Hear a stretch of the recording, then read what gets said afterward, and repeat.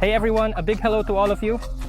Today Demon and I came out to this wonderful pond to share with you 5 DIY fishing gadgets. These homemade products were invented by our grandfathers, so to speak, from the times of the USSR, and so they went.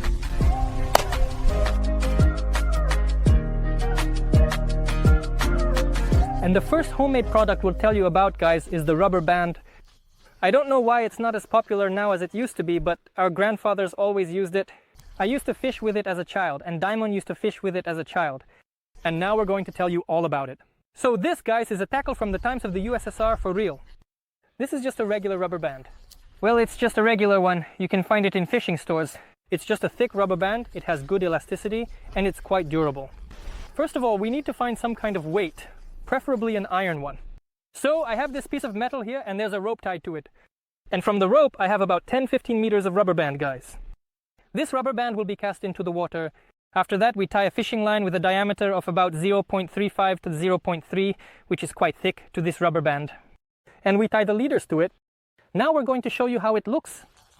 I have the rubber band wound up. It's like a spool for the fishing line, you could say.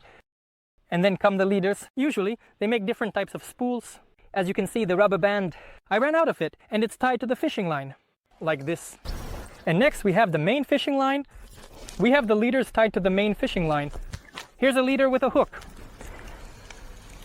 Let's keep going with this. 2 leaders with hooks, and you can have, guys, well, about 5 hooks or as many as you want. You see, mine is all tangled up because it's quite an old rubber band. With this rubber band, you can catch not only whitefish but also predators, bait fish, and perch. For example, I used to catch perch before, and then I ran out. What's the advantage of this tackle? The advantage is that I'll show you, cast the weight further into the current, and the weight goes down while the rubber band goes up towards the shore. And we have this like so. It creates a diagonal line, and our hooks are placed, guys. So, I'll show you like this. We have the weight down here, and our hooks are placed at different heights. So, with this tackle, we can cover all depths right away, starting from the very bottom and going through the water column and above the water. So, wherever the fish are, we can catch them everywhere. Now I'll show you how this tackle works. We take it, unspooled the line, and laid everything out on the shore. Here you can see the coil, which means it is necessary.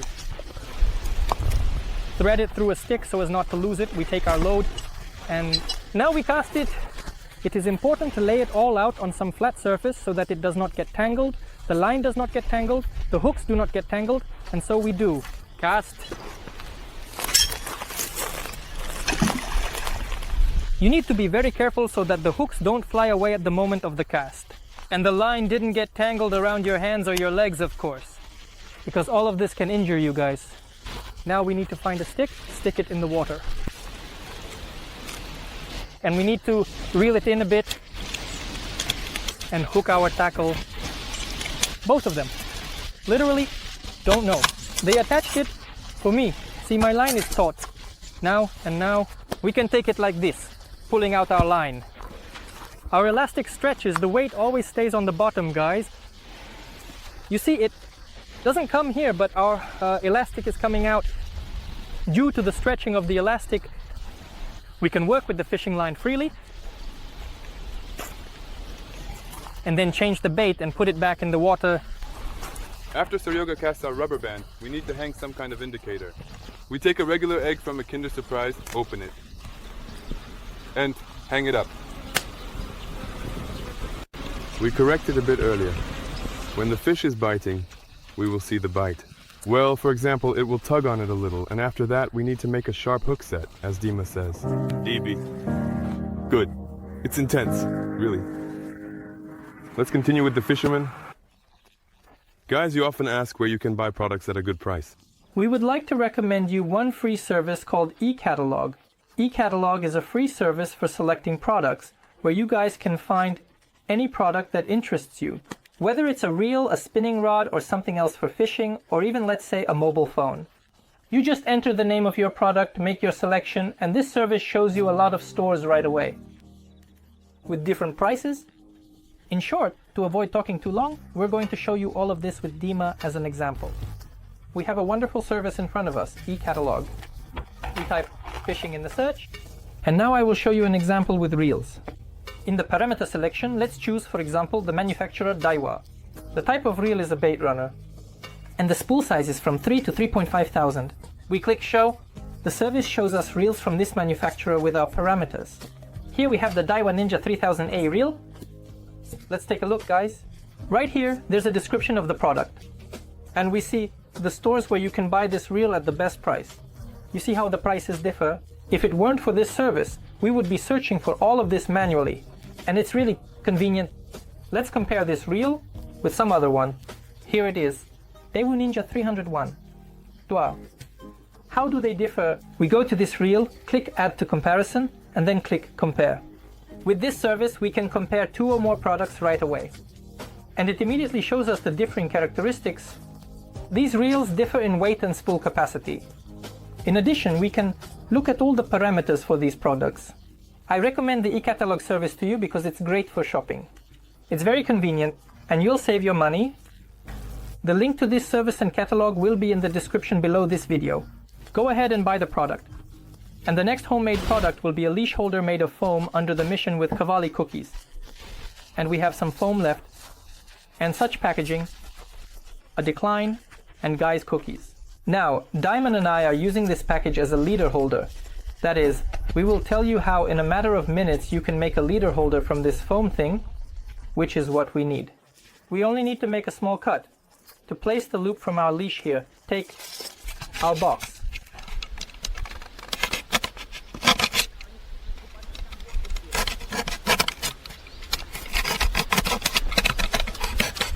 So we ended up with this piece, and we make the same piece next to it, meaning you can cut quite a few of them.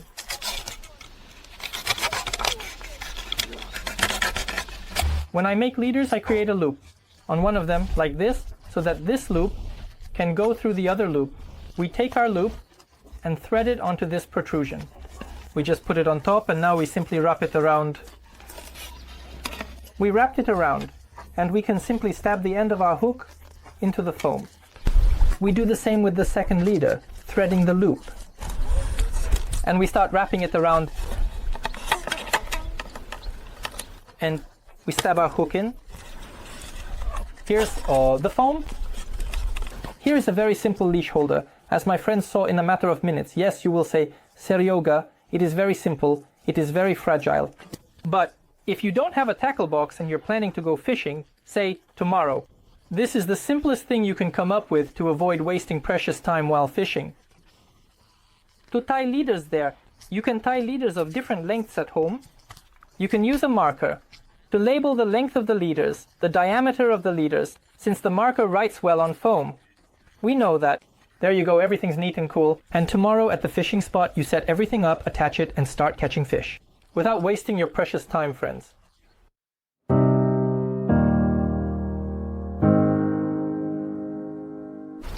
Friends, here we have some maggots. And before, they used to dye them with beetroot or onion skins. Today, we're going to do it a little differently and dye them with food coloring. We have 3 jars, and in one jar there are maggots. Well, now in another one.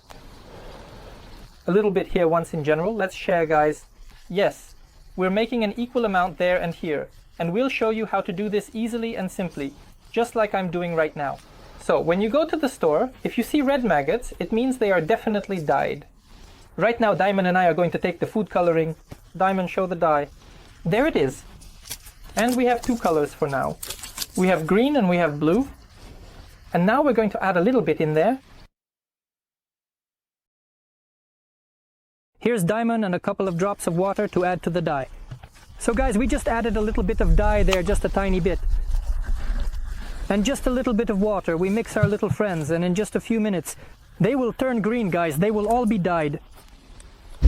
And now we do the same with the blue dye. Yes, at first a little dye, and all this, guys, a little bit of water, literally micro, just a little bit and stir. Now our pair 6 in green light and in blue should stand for a while, and when they stand, they will take on the color blue and green. This is a very simple way, I would even say, the simplest way how you can paint maggots. The maggots won't instantly turn green or blue, guys. They need a little time for this because they are painted not only on top. You can already see a greenish tint here, and these have already taken on a blue hue. But when they feed, they drink this water.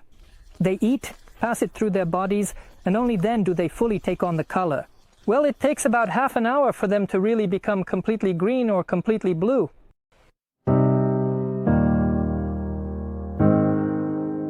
Guys, and now the simplest way to make a fishing rod in nature. I used to have one like that. I used it when I was little, even. When I didn't have any money, it's a fishing rod made from reeds. Guys, I always carry a reel with me in my backpack and I can do it right now. Make a fishing rod. We just take it and tie it to the free end. To our fishing rod, we take our red powder that we made and we throw it in.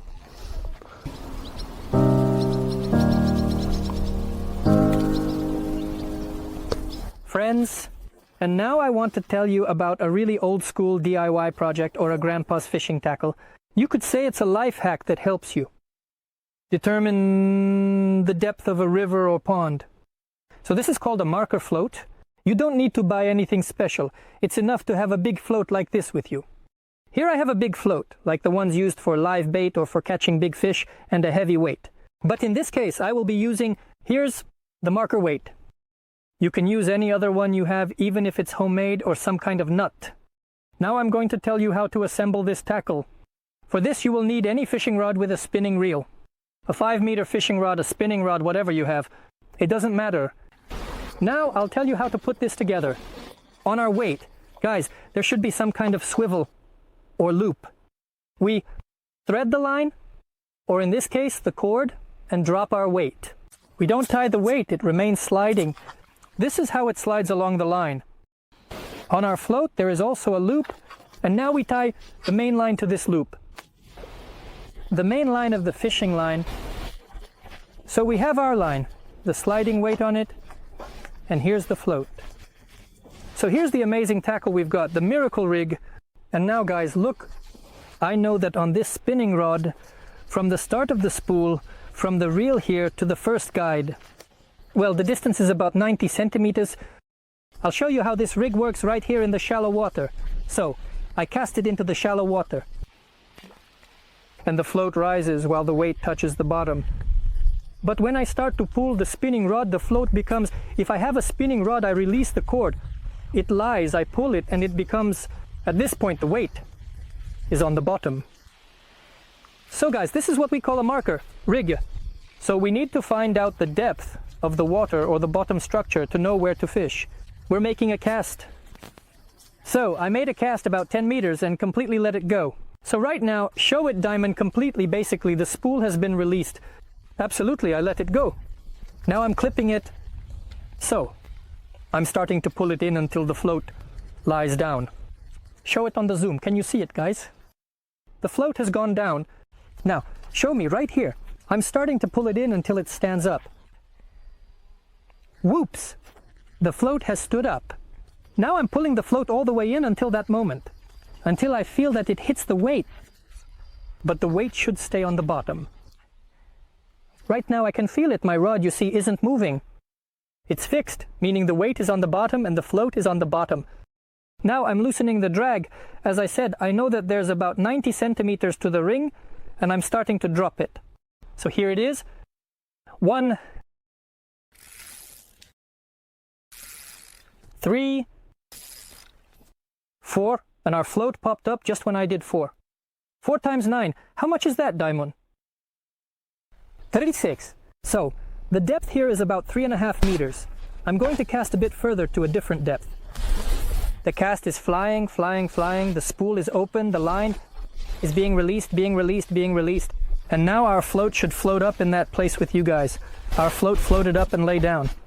Now, friends, look at what we need to do again. Diamond, show me. We take it and start reeling in until we hit the bottom, meaning right now it's going in easily. I can feel that our float is just sinking down to our weight. It's going down, going down, going down. It's going down more.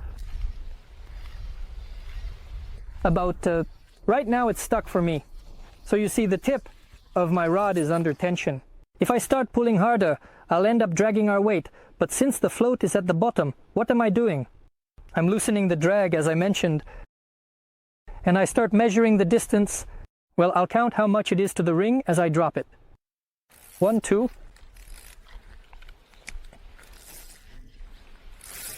3. I've dropped it 3 times and our float still hasn't surfaced. 4. 5. And it started to show up 5, well, about 5.5 turns. So that's 5 at 90 centimeters, 5 times 9 is 45, 4.5 meters and a little more. You see, we cast further and the depth there is already greater. So we figured out that in the first spot we had 360 and there it's 4.5, although the difference in casts is just a couple of meters. So there's a clear drop off there. Here guys, in this simple way you can measure the depth or using a homemade marker float. The terrain to understand. Guys, I didn't know at all about this type of gear, even. You didn't know about the marker float. I'm going to practice now. You should practice, and I recommend all of you to learn this method, because a marker is always needed when fishing. Well, we've told you 5 homemade gadgets from the Soviet era. We also shared a few life hacks with you. Guys, if you like this video, give it a thumbs up. Something's ringing. I can't figure it out. Yeah, this is a bell. Don't forget to click on it so you don't miss new videos. Also subscribe to our channel, guys, and we wish you all good fishing, no tails and no scales to you. Bye. See you soon. Let's go. Catch some fish with a rubber band. Let's go.